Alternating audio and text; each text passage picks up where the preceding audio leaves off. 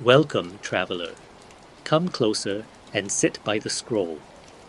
The scent of an old incense burner drifts gently through the paper walls.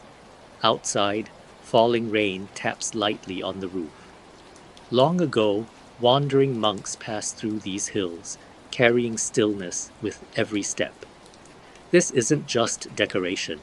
It holds a quiet truth we rarely name. We often hope stories will entertain, but some are simply meant to be felt. What remains is a worn stone and the hush of whispered prayers. In the year 788, when the cherry blossoms fell like snow across the ancient land of Japan, a young monk named Saicho began his climb up Mount Hiei. The mountain rose from the earth like a sleeping dragon, its slopes thick with cedar and pine that had watched over the valley for countless seasons. Morning mist clung to the trees like the breath of spirits, and every step the monk took seemed to echo in the silence between heaven and earth. Saicho was 22 years old, but his eyes held the weight of someone who had already seen beyond the veil of ordinary things. He had studied the old teachings, the ones that spoke of suffering and the path beyond it. But here, on this mountain that overlooked the new capital of Heian-kyo, what we now call Kyoto, he felt something stirring that books could not contain. The mountain itself seemed to pulse with a rhythm older than words. The path wound upward through groves of bamboo that whispered secrets in the wind. His straw sandals, called waraji, made soft sounds against the stone and earth. Each step was a prayer, each breath a bridge between the world below and something vast above. The weight of his simple robes, the feel of cool mountain air against his shaven head, the scent of pine resin and damp earth, all of this became part of his meditation. As he climbed higher, the sounds of the valley faded until only the mountain remained. Here, where the morning sun first touched the peaks, Saicho found a clearing. The trees formed a natural circle, as if the forest itself had prepared this space for something sacred. He knelt on the soft carpet of fallen leaves and felt the mountain's pulse beneath his knees. For 7 years, Saicho would make this mountain his home.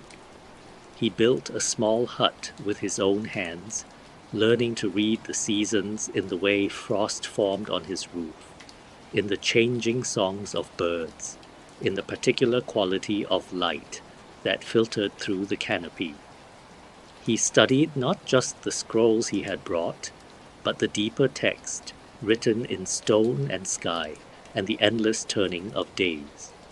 The teachings he studied were called Tendai, a way of understanding that saw the Buddha, nature, in all things. A single grain of rice contained the entire universe.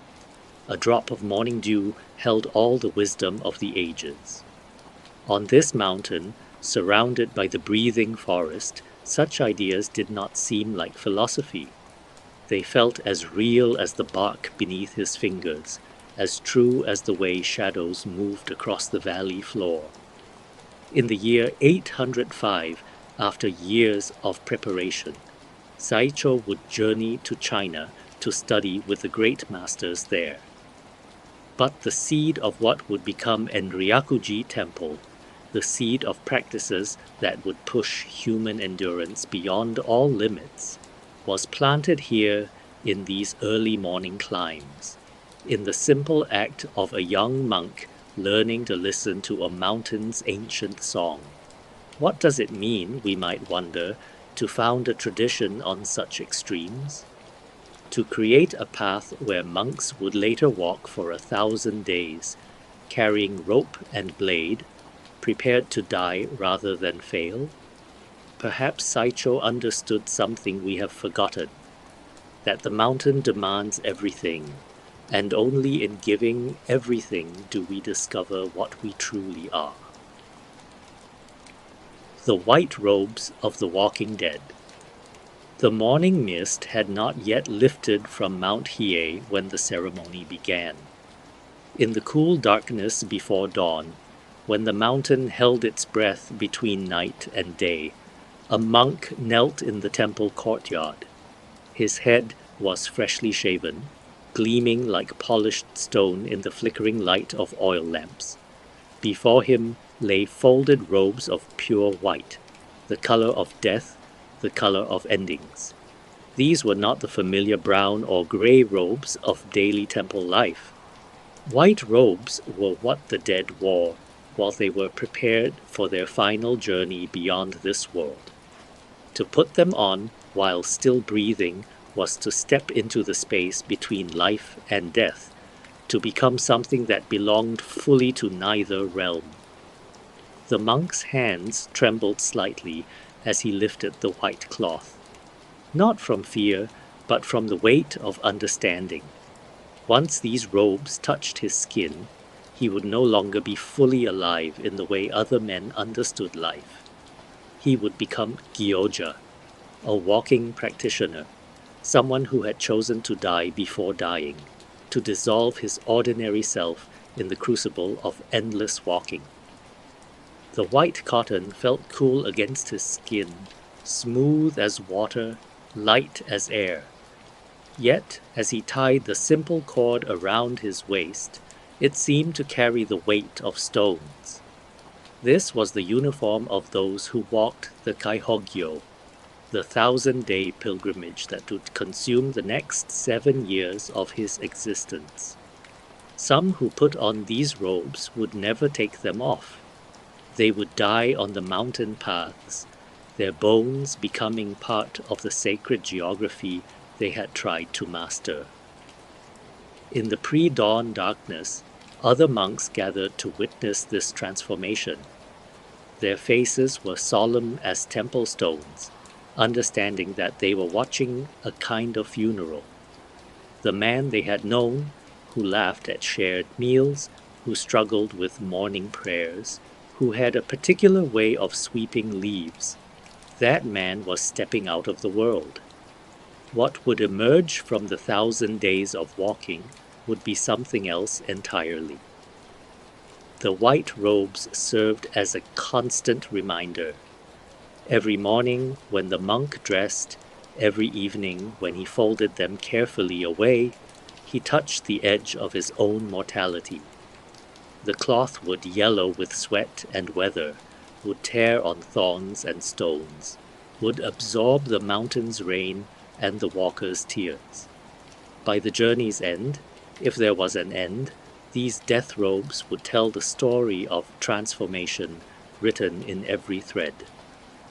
This tradition began in the Heian period, when the court in Kyoto was obsessed with beauty and refinement, when nobles spent their days composing poetry about the fleeting nature of cherry blossoms. Yet here on Mount Hiei, monks were taking that understanding of impermanence and pushing it to its absolute limit. They were becoming living demonstrations of the Buddhist teaching that all things pass away. The white robes also served a practical purpose. In a world where most people wore darker colors, the walking monks became visible from great distances. Farmers working in rice paddies would see the flash of white moving along mountain ridges and know that someone was walking the sacred path. Children would spot them on forest trails and whisper prayers. The robes made each monk a moving temple, a walking reminder of dedication that others could witness and honor. As the ceremony concluded and the first pale light began to touch the eastern mountains, the newly robed monk took his first steps toward the path. His white robes caught the wind like wings, like the petals of flowers that bloom only to fall. Behind him, the temple bells began their morning song, marking not just another dawn, but the beginning of a journey that would either end in enlightenment or death. There was no middle ground for those who walked in white. The Pilgrim's Final Companions. There was 2 items: a rope that was simple hemp, no thicker than a man's thumb, coiled neat and tight. The blade was a short knife called a tanto, sharp enough to cut through silk, sharp enough to open the path between this world and whatever lay beyond. Every monk who began the 1,000-day walking carried both, tucked into the folds of his white robes like sacred tools, like the final punctuation marks of an unfinished sentence. These were not symbols. In the medieval world of the 12th through 14th centuries, when samurai lived and died by codes of honor, when shame was considered worse than death, these implements carried the weight of absolute commitment. The rope could hang a man who had failed his vows. The blade could free him from the dishonor of an unfinished pilgrimage. They were companions more faithful than any friend, more certain than any promise. The tradition grew from the understanding that true spiritual commitment required stakes higher than comfort, higher than convenience, higher even than life itself.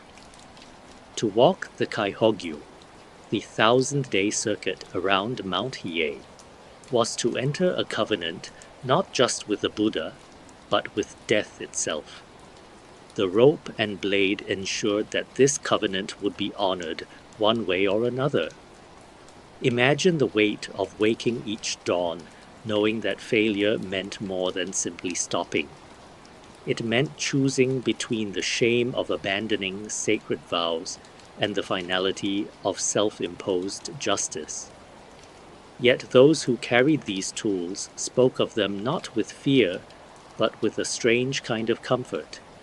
They were proof that the walker had moved beyond the ordinary calculations of safety and survival. They marked the boundary between those who spoke of commitment and those who embodied it completely. In a world where words often carried little weight, the rope and blade were statements written in a language that could not lie. The daily routine of the walking monks became a meditation on this edge between life and death. Each morning before dawn, they would dress in their white robes, check that the rope was properly coiled, that the blade was secure.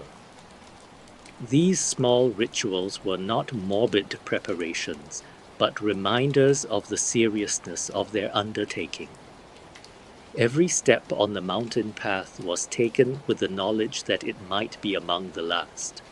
The psychological effect was profound. Ordinary fears of exhaustion, of hunger, of cold mountain rain became insignificant when weighed against the ultimate consequence of failure. A monk walking with rope and blade could not indulge in the luxury of self-pity or the comfort of gradual compromise. Each day was binary, continue or die. Walk or choose the alternative that hung coiled at his side. Historical records from this period tell us that some monks did choose the rope or blade rather than abandon their pilgrimage. Their bodies were found on remote mountain paths, white robes bright against dark earth, the implements of their commitment nearby. They were buried with honors usually reserved for war heroes, understanding that they had fought and lost battles against limitations that most people never even engage. But for every monk who died, others found in the presence of these tools a kind of liberation. When death becomes an acceptable outcome, many fears simply evaporate. The walking became purer, less complicated by the negotiations and hesitations that plague ordinary effort. There was only the path, the next step, and the distant sound of temple bells marking another day survived. What kind of world creates such practices? What understanding of human potential demands such extremes? Perhaps it was a time that understood something we have lost, that the most profound changes require us to stake everything, to move beyond the safety of halfway measures into territories where transformation becomes not just possible, but inevitable. The rope and blade were teachers as much as they were tools. They taught that some commitments must be absolute to be real at all. In the pre-dawn darkness, as these monks prepared for their impossible journey, the mountain itself seemed to hold its breath, waiting to see who would emerge from the crucible of endless walking. When the Kamakura period masters, those wise builders of the 12th and 13th centuries, designed the 1,000-day pilgrimage, they understood that a human being could not simply be torn apart and rebuilt in a single season. Like a tree that grows slowly, adding ring upon ring, the transformation had to happen in layers, each year peeling away something different, something deeper. 7 years, not 6, not 8, but 7, the number that appears in so many sacred traditions, as if there is something in the human spirit that resonates with this particular rhythm of time. 7 years to walk 1,000 days. 7 years to discover what remains when everything unnecessary has been burned away by the endless repetition of footsteps on stone. The first year was designed to break the body's comfortable habits. 100 days of walking, learning the basic rhythm that would govern all the years to come. The monks discovered muscles they had never known existed, found that their feet could bleed and heal and bleed again, learned that hunger was just another sensation passing through awareness, like clouds across the sky. But the wise masters knew that breaking the body was only the beginning. The second year brought deeper challenges, 200 days of walking, the distances growing longer, the mountain paths becoming as familiar as the lines on one's own palm. This was when the mind began its real resistance, when the walker realized that this was not an adventure with a comfortable ending, but a fundamental reorganization of what it meant to be human. The third year was often the cruelest, another 100 days, but now the novelty had completely worn away. There was no excitement left, no sense of accomplishment in simply continuing. This was when many monks discovered the rope and blade were not just symbols, but genuine temptations. The mountain paths that had once seemed challenging now felt like a prison built of stone and sky. Years 4 and 5 formed the heart of the transformation. 200 days each year, the walking becoming as natural as breathing, as automatic as the beating of the heart. Something strange began to happen during these middle years. The boundary between the walker and the walking started to dissolve.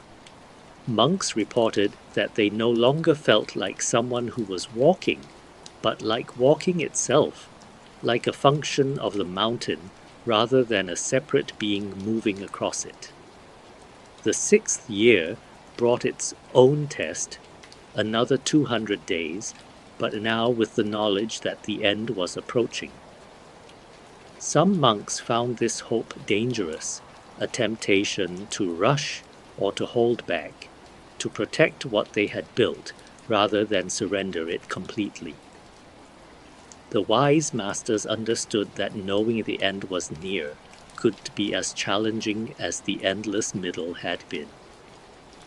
The 7th and final year required only 100 days of walking, but these were often the most difficult of all. By now, the monk had been walking for 900 days, spread across 6 years. His body had been rebuilt by the mountain paths. His mind had been scoured clean by repetition and exhaustion, But the final 100 days demanded something even more profound: the willingness to let go of the identity of being someone who walks this path. This 7-year structure created a kind of controlled disintegration.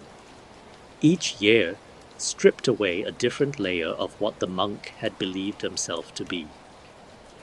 The first year took his physical comfort. The second took his mental habits. The third took his hopes for easy completion. The fourth and fifth took his sense of separate self. The sixth took his attachment to progress. The seventh took even his identity as a pilgrim. What remained after 7 years was not the same person who had first put on the white robes. It was not even a person in the way most people understood the word. It was something that had been refined by mountain paths and carved by countless footsteps into a shape that could contain enlightenment without breaking. The masters who designed this 7-year crucible understood something profound about human transformation. They knew that genuine change could not be rushed or forced, but had to unfold like a flower blooming, like a mountain wearing down, like water finding its way to the sea through stone. Learning to die while living. The first 100 days. The mountain waited with the patience of stone, knowing that every walker must begin with the same first step into the unknown. Dawn came cold and grey on Mount Hiei, and with it came the sound that would mark the rhythm of transformation for the next 100 days. The temple bell, deep and bronze and ancient, calling the newly robed monk to begin his first circuit of the sacred path. His white robes caught the pre-dawn wind like prayer flags, and in his hands he carried the simple tools of his pilgrimage: a wooden staff, a small bag of rice, and the quiet weight of rope and blade. The first circuit was 40 kilometers around the mountain, a distance that would take an ordinary person a full day to walk on level ground. But Mount Hiei was not level ground. The path rose and fell like the breathing of some vast sleeping creature, winding through forests thick with cedar and bamboo, crossing streams that sang with the voices of mountain spirits, climbing ridges where the wind carried the scent of pine and the sound of distant temple bells. For the first week, every step was agony. The monk's feet, soft from years of temple life, developed blisters that burst and bled and formed again. His legs, accustomed to the gentle movements of meditation and study, cramped and shook with the effort of carrying him up steep mountain paths. His lungs, used to the calm rhythm of temple breathing, gasped and burned in the thin mountain air. But pain, the wise masters knew, was not the enemy. Pain was the first teacher, the one who showed the walker that his ordinary ideas about his own limitations were just ideas, not facts. As the days accumulated, 10, 20, 30, something remarkable began to happen. The body that had seemed so fragile, so prone to breaking, revealed depths of endurance that surprised even its owner. By the 40th day, the monk no longer thought about his feet. They had become something like the hooves of a mountain deer, tough and sure on any terrain. His breathing had found the rhythm of the mountain itself, deep and steady and patient.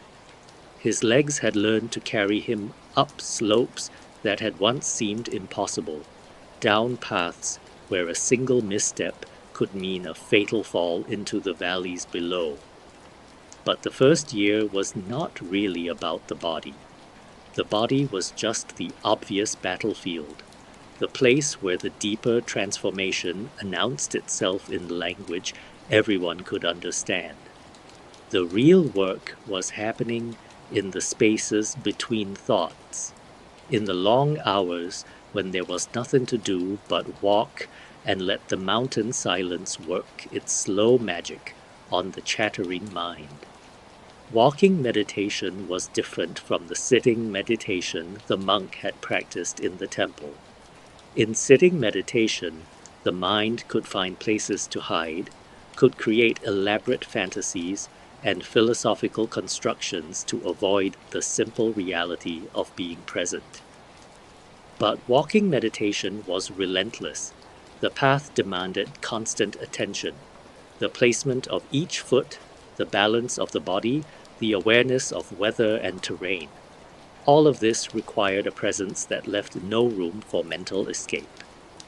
By the 60th day, many monks reported entering a strange new territory. The constant movement began to quiet the mind in ways that sitting still never had. The repetitive motion of walking became a kind of physical mantra, each step a prayer, each breath a meditation. The boundary between the walker and the path began to blur, creating moments of profound peace that arrived without effort or intention. The final 40 days of the first year brought their own challenges.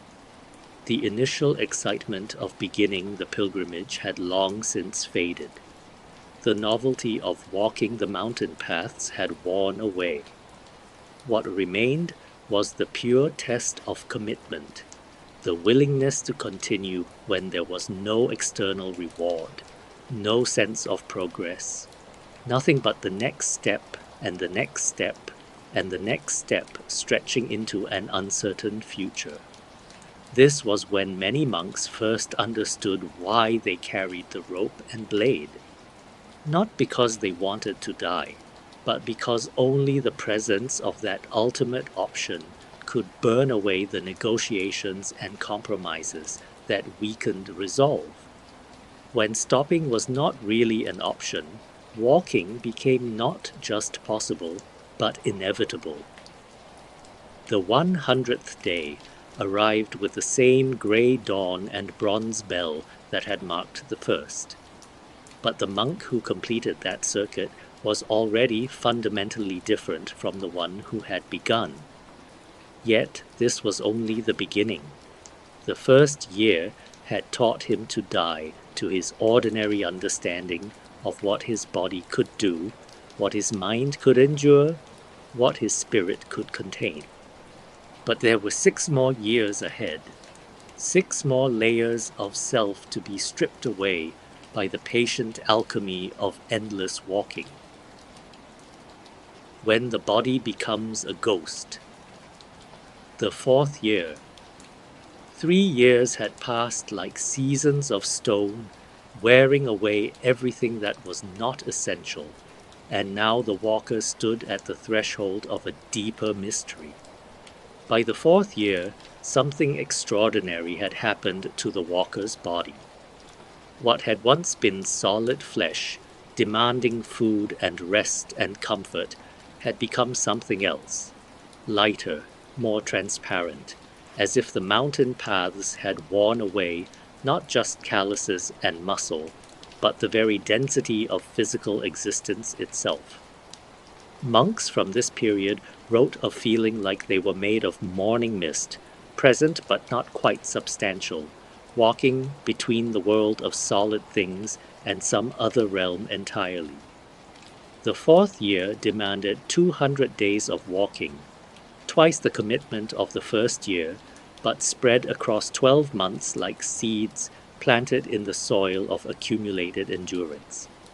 By now, the walker's body had learned to survive on almost nothing. A handful of rice, a cup of water, perhaps some mountain vegetables gathered along the path. This was enough to fuel 40 kilometers of walking across terrain that would challenge experienced mountaineers. Medieval accounts from the 14th and 15th centuries describe transformations that seem to push beyond the boundaries of ordinary biology. Monks reported walking for hours without feeling their feet touch the ground, as if they were floating just above the mountain paths.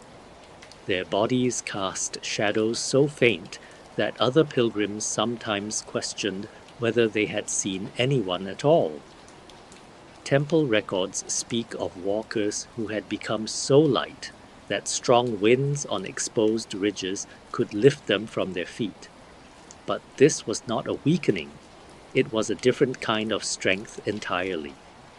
These ghost-like bodies could endure cold that would kill ordinary men, could function on amounts of food that would starve most people, could walk distances that would cripple anyone whose flesh had not been refined by years of mountain alchemy.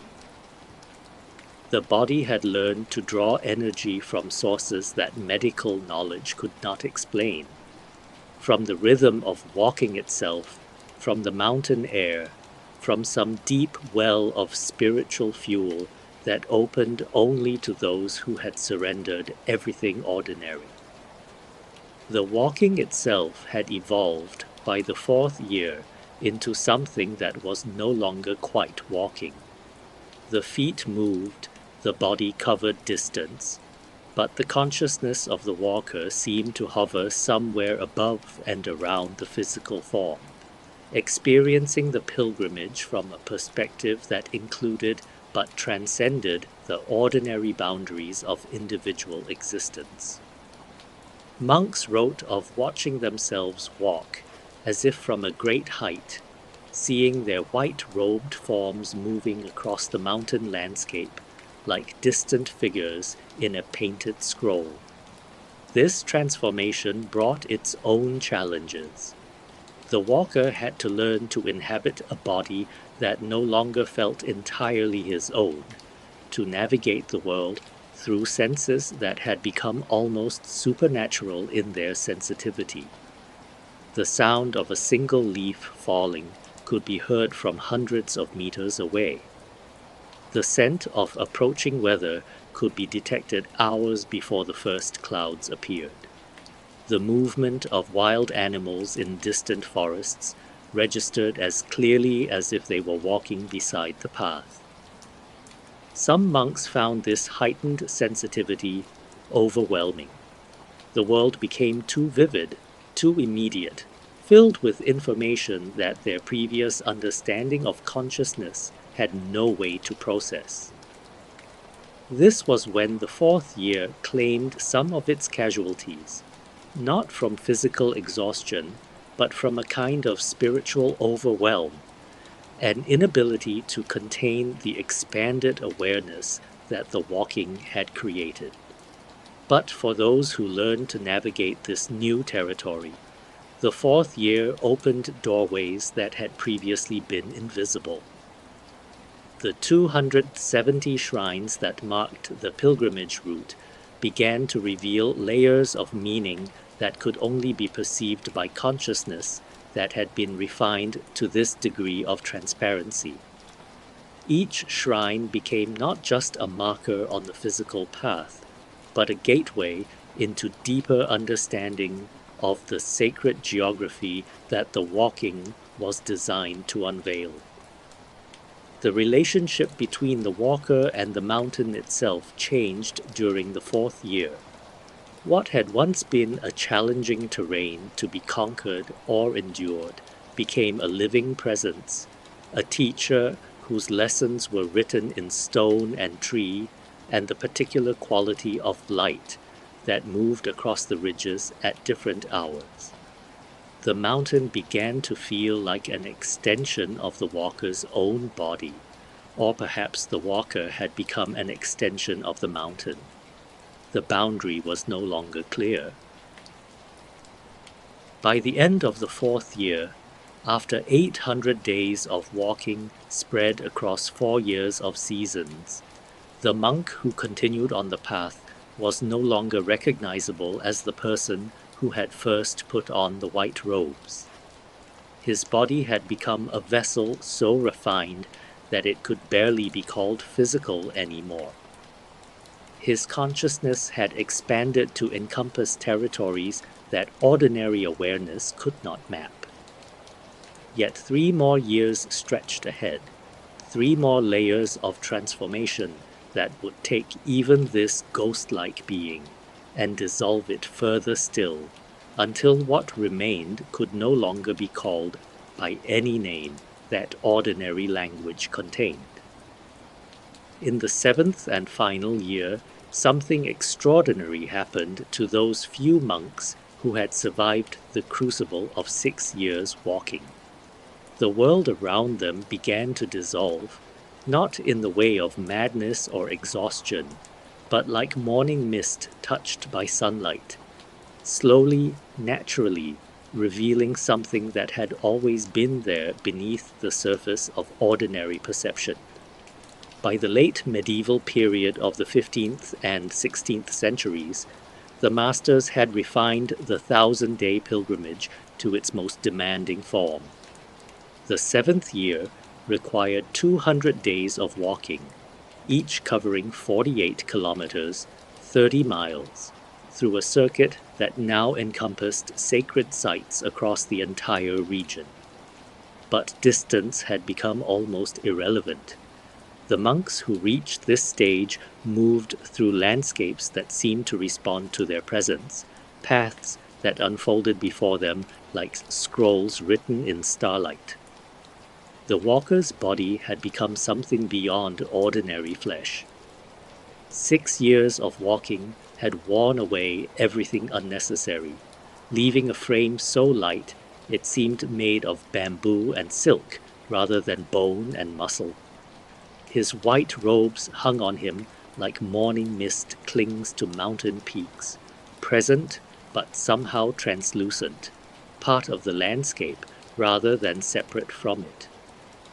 Those who glimpsed these final year walkers often described the feeling they were seeing through a window into another realm. Each step had become a prayer so deep it needed no words. The monks' feet touched earth that responded like the keys of some vast instrument, each footfall creating ripples that spread through dimensions ordinary sight could not perceive. The familiar paths of Mount Hiei, worn smooth by generations of pilgrims, seemed to glow beneath his passage, as if the mountain itself recognized and honored the completion of an impossible journey. In these final months, the boundaries between dreaming and waking dissolved completely.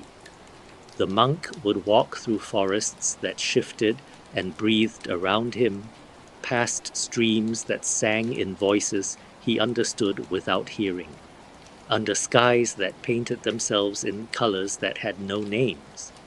Yet this was not hallucination born of exhaustion.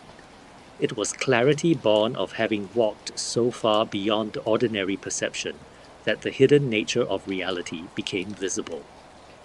The temples and shrines along his route had become more than destinations. They were organs in a living body of practice that stretched across the landscape. At each stop, the monk would offer prayers that seemed to rise from the earth itself, chants that harmonized with frequencies running through stone and wood and the spaces between stars. The other monks at these temples often spoke of feeling the air change when the walker approached, as if he carried with him a presence that made the sacred boundaries more permeable. Time itself began to behave differently in this final year. Hours would pass like minutes during some portions of the walk, while single steps could seem to contain entire seasons. The monk found himself moving through moments that felt eternal and eternities that passed in the space between heartbeats. The familiar rhythm of days and nights became suggestions rather than laws, replaced by deeper cycles that followed the pulse of something vast and patient. The physical world grew translucent during these final circuits. Mountains became suggestions of mountains, their solid stone revealing itself as slow-moving energy. Trees showed their inner light, their connection to sky and earth made visible as streams of flowing brightness. The monk walked through a landscape that was simultaneously completely familiar. These same paths he had traveled for 6 years, and utterly transformed, as if he was seeing it for the first time, with eyes that could perceive the sacred geometry underlying all forms. Other people became transparent as well. When the walker passed through villages or encountered pilgrims on mountain paths, he could see the light that animated their bodies, the particular quality of consciousness that made each person unique. Words became unnecessary. Communication happened through resonances too subtle for ordinary awareness to detect. In the final weeks of the 1,000-day journey, some walkers reported that the distinction between themselves and the path completely disappeared. There was no monk walking, no mountain being walked upon, only a flowing movement that contained both walker and walked, observer and observed, in a unity so complete that separation became meaningless. The last day of the 1,000-day pilgrimage arrived like dawn after the longest night. As the monk completed his final circuit and returned to Enryakuji Temple, the mountain bells rang with a sound that seemed to come from inside his bones. He knelt in the courtyard where he had begun 7 years earlier, but the person who knelt was both completely the same and utterly transformed.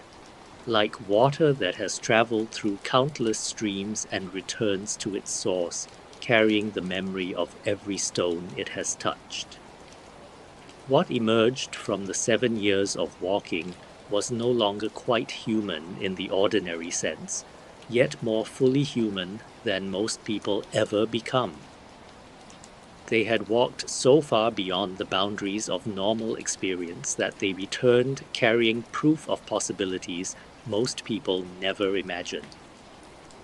The mountain paths would remember these footsteps long after the walker had become legend, each stone holding echoes of transformation that rippled through generations of seekers. The 270 shrines that mark enlightenment's path. Across the sacred landscape of Mount Hiei and the valleys below, medieval route planners of the 13th through 15th centuries created something extraordinary, a mandala made of stone and wood and human footsteps, a three-dimensional map of enlightenment written across 48 kilometers of mountain paths and city streets.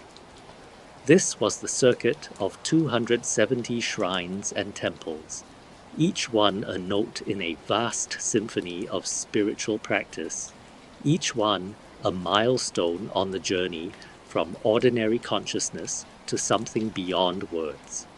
The number 270 was not chosen randomly.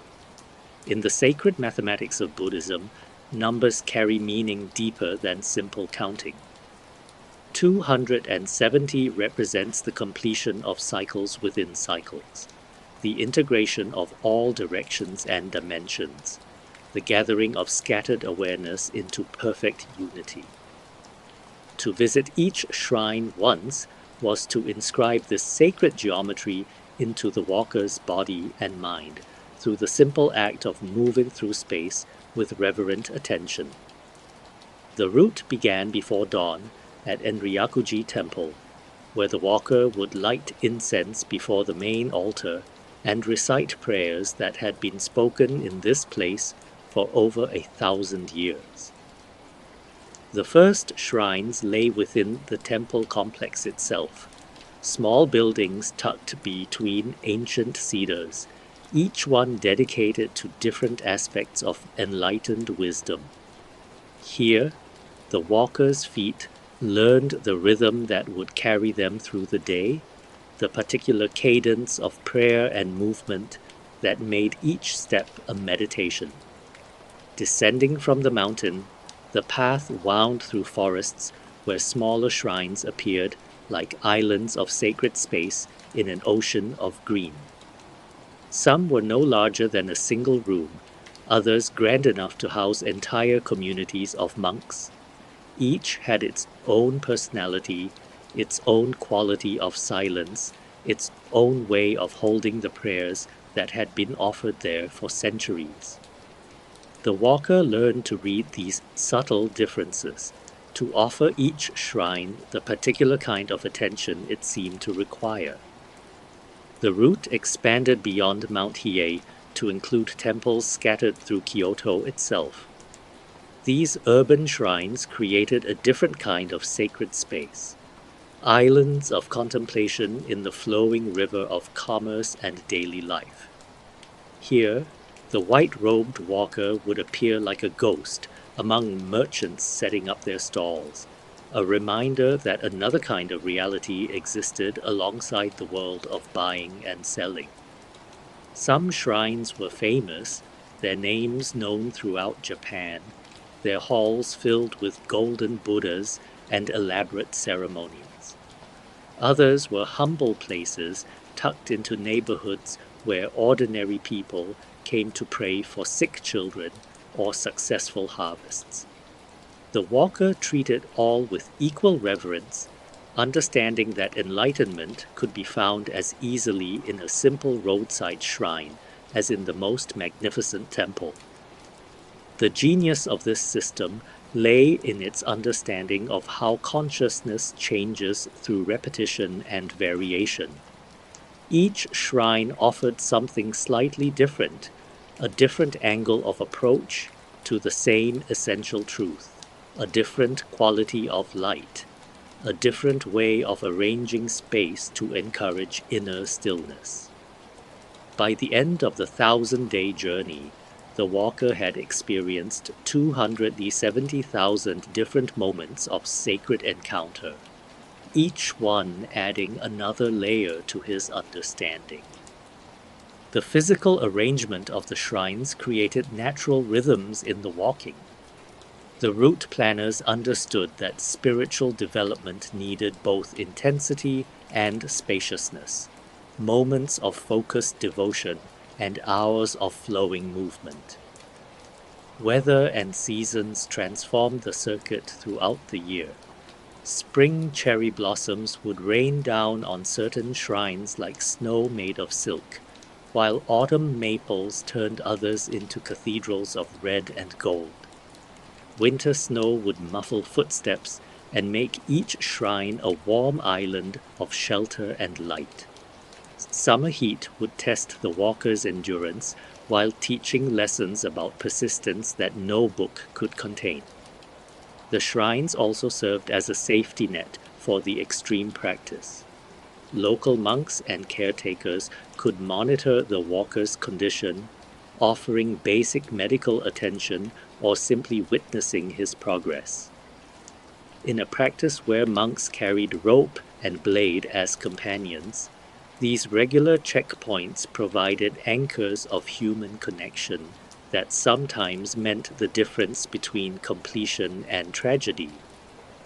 By the final year, the walker had developed relationships with these 270 sacred spaces that went beyond ordinary devotion. Each shrine had become part of his extended body, each prayer hall a chamber in his enlarged heart. He could feel the pull of distant temples like a compass feels magnetic north, could sense the quality of prayers being offered at shrines miles away. The circuit of 270 shrines transformed the entire landscape into a single vast temple, with the walker as its living prayer wheel, turning through space and time in patterns that had been designed to generate the highest human possibilities. What medieval wisdom understood was that enlightenment is not a private experience, but a relationship between human consciousness and sacred space, between individual effort and collective practice, between the walker and the vast mandala of possibilities that surrounds us always. As dawn touched the first shrine and evening blessed the last, the walker moved through a landscape that had become inseparable from his own unfolding awakening. In the Edo period, from 1603 to 1868, when Japan had closed its borders to the outside world and turned inward to perfect its arts and understanding, the walking monks of Mount Hiei pushed their practice to depths that seemed to defy human limitations. The accounts from this era speak of feet that bled so continuously that the mountain paths were stained red, of white robes turned pink with the slow seepage of wounds that never fully healed, of suffering so complete it transformed into something else entirely, a prayer written in flesh and bone, 40 kilometers each day, nearly 25 miles, over terrain that seemed designed to test the very concept of endurance. Mountain paths carved from stone and root, city streets paved with rocks that had been worn smooth by centuries of traffic, wooden bridges that crossed streams singing their ancient songs. Each surface offered its own instruction in the curriculum of pain, its own lesson in the art of moving forward despite the body's protests. The feet of a 1,000-day walker became maps of their journey, each blister and callus telling part of the story. The soft skin of the novice monk was carved away in the first year, replaced by leather-tough hide that could grip stone and mud with equal certainty. But even this adapted flesh had limits, and in the longer years, when the daily distances stretched beyond what any reasonable person would attempt, bleeding became as regular as sunrise. The straw sandals that carried these monks through their impossible journeys were marvels of simple engineering. Woven from rice straw with rope soles, they provided just enough protection to make walking possible, while remaining so basic that they became part of the meditation rather than a distraction from it. Each pair would last perhaps 2 weeks before wearing through, and the walker learned to repair them during brief rest periods, weaving new straw with the same attention other monks gave to copying sacred texts. But no sandal, however expertly made, could protect feet from the relentless demands of the 1,000-day walk. The constant pressure, the repetitive impact, the endless friction transformed the walker's feet into something that existed beyond ordinary pain. Blisters would form, break, form again, creating layers of damaged skin that became their own kind of armor. Blood would seep through the straw sandals, marking the path with drops that seemed to glow in the early morning light. Yet those who witnessed this bloodshed spoke of it not with horror, but with reverence. The blood on the holy ground was seen as the most precious offering possible, proof of commitment that went beyond words, beyond intentions, beyond anything that could be faked or performed. Each drop was a prayer that required no translation, a communication between human dedication and divine mystery that spoke in a language older than words. The walker learned to tend his wounded feet with the same care a master calligrapher gave to his brushes. Each evening he would wash them gently, inspect each cut and blister, apply simple herbal remedies that had been passed down through generations of walking monks. This daily ritual became its own meditation, a time of gratitude for these humble servants that carried him through landscapes both outer and inner. Pain, the walking monks discovered, was not the enemy of spiritual practice, but its most honest teacher. The constant ache in their feet created a kind of anchor that prevented the mind from floating away into comfortable abstractions. The steady throb of wounded flesh kept them present, moment by moment, step by step, in the immediate reality of their experience. As the years accumulated and the bleeding became chronic, something extraordinary happened. The pain began to transform into something else, not pleasure, but a kind of neutral awareness that could encompass suffering without being destroyed by it. The monks learned to walk with bleeding feet, not by ignoring the pain, but by developing a consciousness large enough to hold it without resistance. The mountain paths themselves seemed to respond to this offering of blood. Stones that had drunk the life essence of countless walkers developed a particular quality of smoothness, as if they had been polished by suffering itself. Certain stretches of the route were known for their healing properties, places where the accumulation of so much dedicated pain had somehow sanctified the ground itself. Medical knowledge of the time could not explain how these monks continued walking on feet that would have crippled ordinary people. The wounds that never healed, the bones that bore weight despite stress fractures, the tendons that continued functioning despite inflammation that should have made movement impossible. Perhaps the explanation lay not in medicine, but in mystery, the way extreme dedication can unlock capacities that lie dormant in ordinary life. The blood on holy ground served as a reminder to all who saw it that some truths can only be reached through gates marked with sacrifice. Not sacrifice for its own sake, but the natural consequence of pushing human dedication to its absolute limits. The red stains on mountain stones became waymarkers for other seekers, proof that someone had passed this way before them, walking a path that demanded everything and promised transformation to those brave enough to pay its price. What does it mean to bleed for 7 years in service of awakening? What understanding drives people to offer their flesh as prayer, their pain as praise?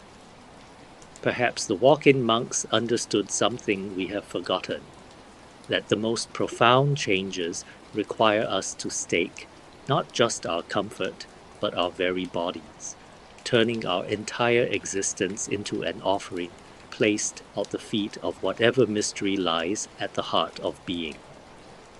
And in the pre-dawn darkness, as these bleeding pilgrims prepared for another day of impossible walking, the mountain stones waited patiently to receive their offering. The fast that lasted 9 days, without water. In the heart of the 1,000-day pilgrimage lay a trial that pushed beyond walking, beyond bleeding, beyond anything the human body was designed to survive. This was the Dwari, 9 days and nights without food or water, without sleep, without anything but constant prayer and the thin thread of will that separated life from death. From the 15th through 17th centuries, this practice became the crucible within the crucible, the moment when walking monks discovered whether their years of preparation had truly dissolved the boundaries between possible and impossible.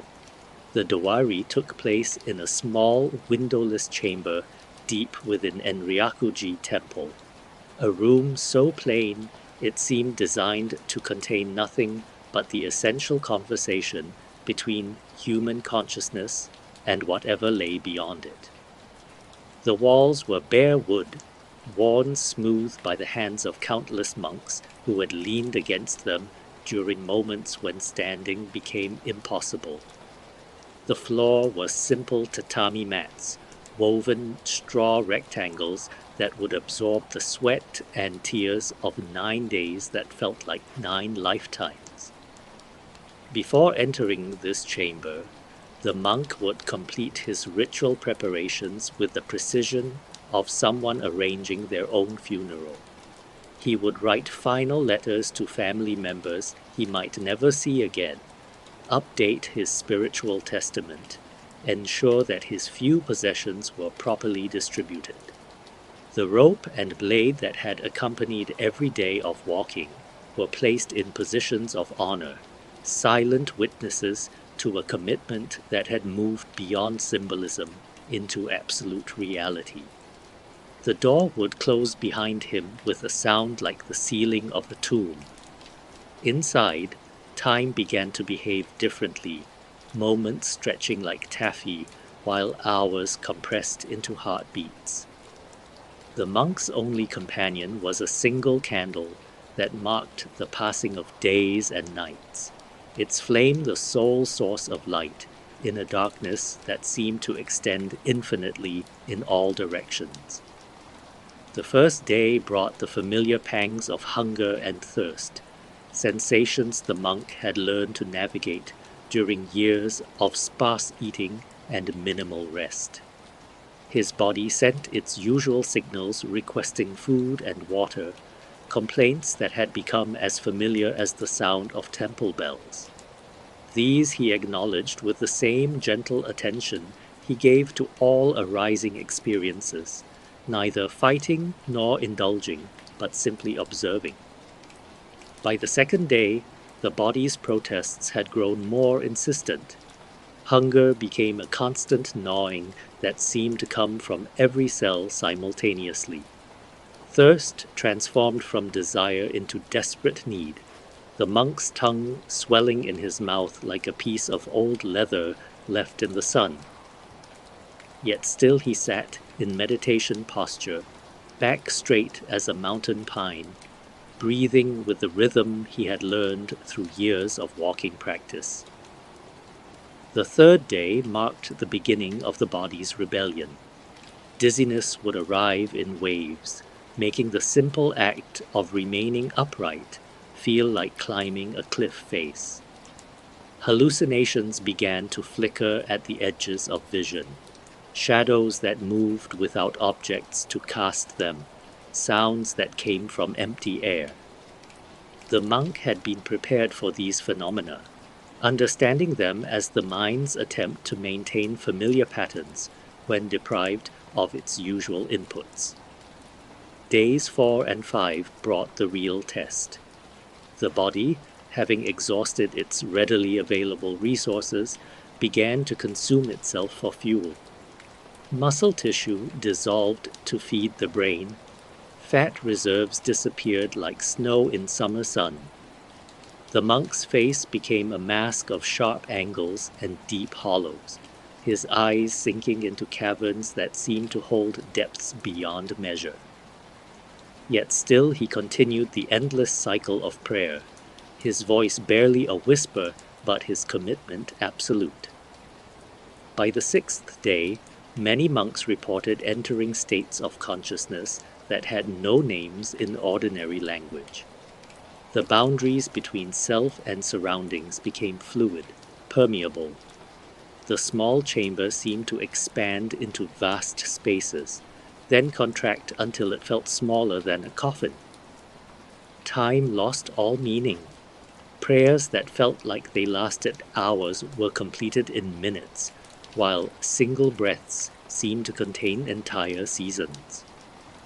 The 7th and 8th days were often described as a kind of death without dying. The monk's body had become so light it seemed to float above the tatami mats, sustained by will alone.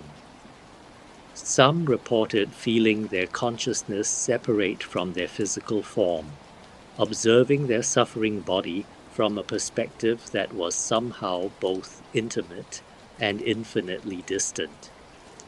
These were the days when the rope and blade seemed most relevant, when the fine line between transformation and destruction became almost invisible. The 9th day arrived like a distant shore, glimpsed by a drowning swimmer. If the monk had survived this long, something extraordinary had occurred. His body had discovered resources that medical science could not explain, had learned to function on spiritual fuel alone. The final hours were often marked by visions of stunning clarity, understanding that seemed to download directly into consciousness without passing through the usual channels of thought and interpretation. When the door finally opened and the monk emerged into daylight, those who witnessed it often spoke of seeing someone who had returned from death itself. His body was skeletal, his movements uncertain, but his eyes held a quality of light that seemed to come from some inexhaustible source. He had proven that the human being contained possibilities that lay far beyond the maps drawn by ordinary experience. The Dwari was not merely an endurance test, but a laboratory for consciousness, a place where the walking monks discovered what remained when everything removable had been taken away. In 9 days without food or water, they found the irreducible core of awareness that could witness even its own dissolution without being destroyed. What kind of practice creates people willing to risk everything for 9 days of sitting still? What understanding of human potential demands such extremes? Perhaps the monks who survived the Wari understood something we have lost. That transformation requires us to discover what lies beyond the boundaries we have mistaken for permanent features of reality. As the monk emerged from his 9-day dialogue with death, the mountain spirits seemed to gather like invisible witnesses to something beyond ordinary comprehension. Why? Only 46 men completed the impossible. In the 20th and 21st centuries, when human achievement had been catalogued and measured with scientific precision, when mountains had been climbed and oceans crossed, and records set in every conceivable arena of human endeavor, one statistic stood out like a monument to the outermost limits of what flesh and spirit could accomplish together. Since detailed records began to be kept, only 46 men had completed the full 1,000-day walking pilgrimage of Mount Hiei. 46 souls who had walked so far beyond normal human capacity that they emerged transformed into something that could no longer be called ordinary. To understand the magnitude of this number, consider the arithmetic of impossibility. 1,000 days of walking spread across 7 years, covering distances that would total more than the circumference of the earth. Each day requiring the walker to rise before dawn, dress in death shrouds, carry instruments of suicide, and move his body across terrain that seemed designed to break human will. Each night, offering the choice between continuing a practice that pushed beyond the boundaries of medical possibility or accepting the alternative that hung coiled at his side. The 46 successful walkers came from different centuries, different backgrounds, different depths of initial spiritual understanding. Some were brilliant scholars who approached the practice with intellectual preparation and systematic methodology. Others were simple monks driven by faith so pure it seemed to generate its own energy. But all shared one quality that transcended education or natural ability, and capacity for commitment that operated beyond ordinary human psychology. Modern medical science, when confronted with the documented achievements of these 46, struggles to explain how human bodies accomplished what should have been fatal. The caloric expenditure alone, burning thousands of calories daily while consuming minimal nutrition, should have led to death from starvation within months. The sleep deprivation, the constant physical stress, the psychological pressure of carrying suicide implements as daily companions, the 9-day fast without food or water. Any one of these factors should have created breakdown rather than breakthrough. Yet the 46 not only survived, but were transformed.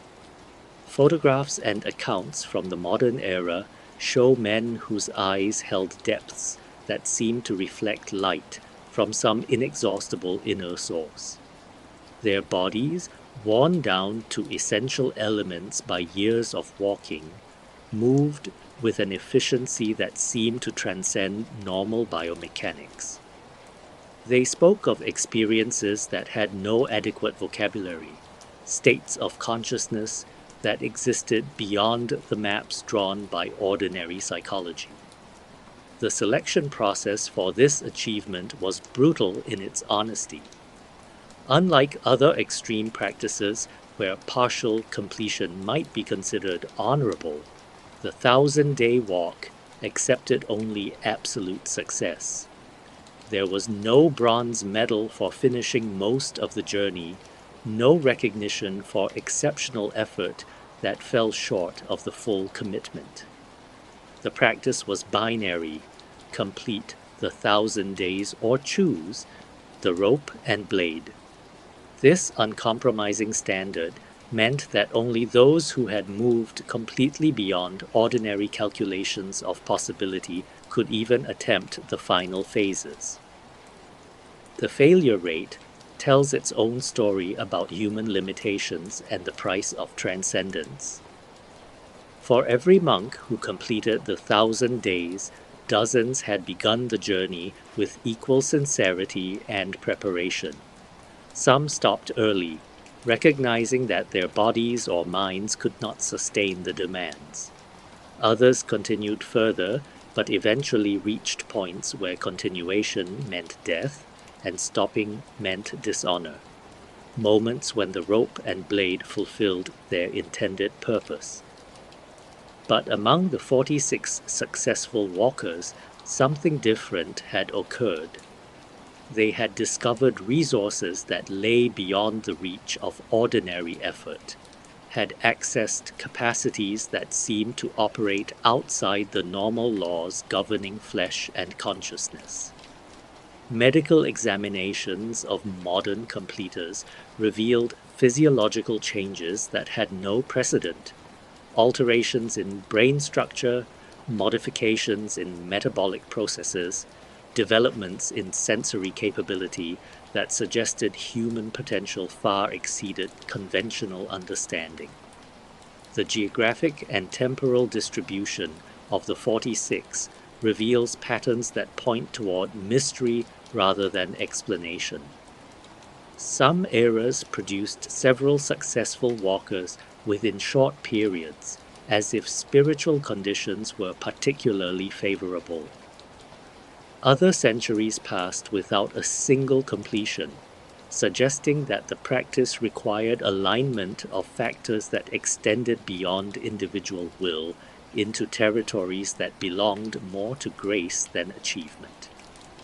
Each of the 46 became a living testament to possibilities that most people never imagined. They returned to ordinary temple life, transformed beyond recognition, their presence alone serving as proof that human consciousness contained depths that could only be reached through extremes that redefined the meaning of dedication. Their eyes carried light that seemed to come from direct contact with sources of energy that sustained the universe itself. The small number, only 46 across centuries of practice, serves as both inspiration and warning. It demonstrates that such transformation is possible, that human beings contain capacities for change that operate far beyond normal boundaries. But it also reveals the price of such achievement, the absolute nature of the commitment required, the statistical reality that most who attempt such journeys will find their limits long before reaching their destination. In our modern world, where comfort is considered a right and difficulty is seen as a problem to be solved rather than a teacher to be consulted, the 46 stand as reminders of a different understanding of human potential. They proved that the deepest changes require not just effort, but a willingness to stake everything on possibilities that exist beyond the reach of ordinary proof. What does it mean that only 46 souls in recorded history have completed this particular journey toward enlightenment? Perhaps their small number makes their achievement more precious rather than less significant. 46 diamonds formed under pressures that would destroy ordinary stones. 46 demonstrations that human consciousness contains possibilities that most of us never dare to explore. As the mountain paths prepared to receive another generation of seekers, the question remained whether any among them possessed the particular combination of dedication and grace required to join this exclusive company. The transformation that words cannot capture. In the Meiji era, when Japan opened its borders to the modern world and ancient practices came under the scrutiny of scientific observation, scholars and doctors began to document something that challenged every assumption about human potential. The monks who completed the 1,000-day walking pilgrimage had undergone changes so profound that ordinary language collapsed under the weight of trying to describe them. They had become living bridges between the world of normal human experience and territories of consciousness that seemed to belong more to myth than to medical possibility. The physical transformation was the easiest to document, but the hardest to explain. Men who had weighed perhaps 60 kilograms before beginning their pilgrimage would emerge weighing 40 or less, their bodies worn down to essential elements like sculptures carved from marble by patient masters. Yet this was not the emaciation of starvation, but something else entirely. A distillation that had removed everything unnecessary while leaving behind a core that functioned with efficiency that defied biological understanding. Their skin had developed a translucent quality that seemed to glow with inner light. Photographers in the modern era struggled to capture this phenomenon, finding that successful walkers appeared in images surrounded by a subtle luminescence that could not be explained by lighting conditions or camera settings. Some observers reported being able to see blood moving through their veins, as if their flesh had become as clear as mountain stream water. But the physical changes were merely the surface manifestation of something far more profound. The consciousness that looked out through the eyes of completed walkers belonged to territory beyond ordinary psychology. They spoke of awareness that could encompass vast distances simultaneously, of knowing the emotional states of people miles away, of perception that operated through channels that had no names in normal vocabulary. Modern neurological examinations revealed brain structures that had apparently reorganized themselves during the 7 years of walking. Areas responsible for processing physical pain showed decreased activity, while regions associated with expanded awareness displayed patterns that had never been documented in normal subjects. It was as if the 1,000 days of walking had rewired their nervous systems according to blueprints that operated by different principles than ordinary human neurology. Their relationship to sleep had fundamentally altered. Where normal people required 7 to 8 hours of rest each night, The completed walkers seemed to function perfectly on 2 or 3 hours, and even this sleep appeared to be qualitatively different, more like meditation than unconsciousness, a state where awareness continued operating even while the body recharged itself. Pain, which had been the constant companion for 7 years, no longer affected them in normal ways. Medical tests that should have produced significant discomfort seemed to barely register in their awareness. They had not become numb to physical sensation, but had developed consciousness large enough to encompass pain without being overwhelmed by it. They felt everything but suffered from nothing. Their presence affected others in ways that could be measured but not easily explained. People who spent time with completed walkers often reported feeling unusually calm, as if standing near someone who carried the silence of deep mountains in their bones. Children, who are often the most sensitive to such subtle influences, would be drawn to these transformed monks with the trust usually reserved for beloved grandparents. The walkers' relationship to time had become fluid, flexible. They could sit in meditation for hours that passed like minutes, or compress vast amounts of experience into moments that seemed to expand beyond normal duration. They moved through the world according to rhythms that operated by deeper cycles than the mechanical ticking of clocks and calendars. Perhaps most remarkable was their relationship to death.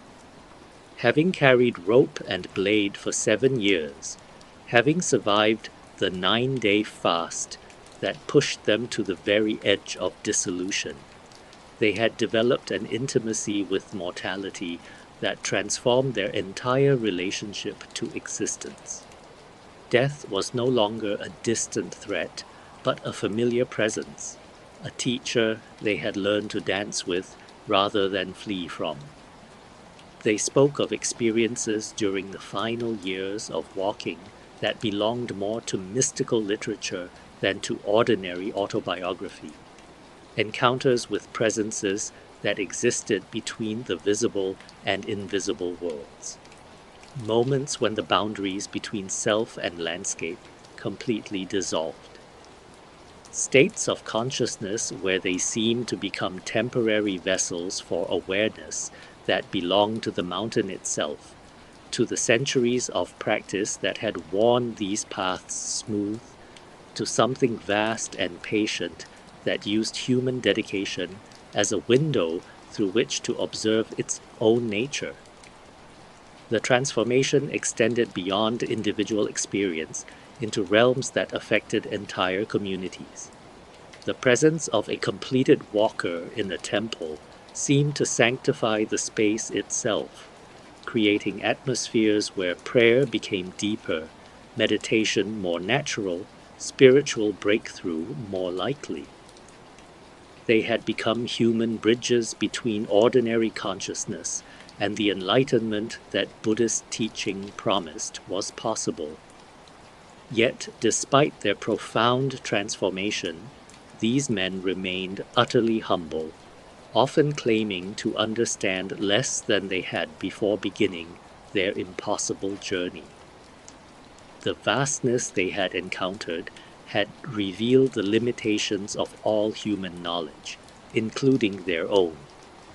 They had walked so far beyond normal experience that they returned carrying proof of mysteries too large for any individual consciousness to contain. Modern psychology struggles to categorize what had occurred to these men. They displayed none of the symptoms associated with mental breakdown, despite having endured stresses that should have shattered normal minds. Instead, they seem to have discovered resources of sanity and stability that operated from sources deeper than individual psychology, as if they had tapped into the fundamental stability that underlies all apparent change. What kind of transformation occurs when human beings push themselves beyond every conceivable limit for 7 years? What emerges when consciousness is refined in the crucible of impossible walking until only the essential remains? Perhaps the completed walkers had become living demonstrations of human potential that most of us never imagine. Proof that consciousness contains depths that can only be reached by those willing to walk until there is no walker left, only walking itself, only the endless path that leads beyond every boundary we mistake for permanent. As these transformed beings return to ordinary temple life, their very presence posed questions that would echo through generations of seekers, wondering how far human dedication could carry them toward the infinite. And so the scroll returns to shadow, its tail resting now beneath the hush of time. The story is not gone, only silent, like a pond without ripples. What we opened tonight was not just a past, but a part of something that never truly ended. Sleep well, traveler. No more steps are needed. Let the night carry you.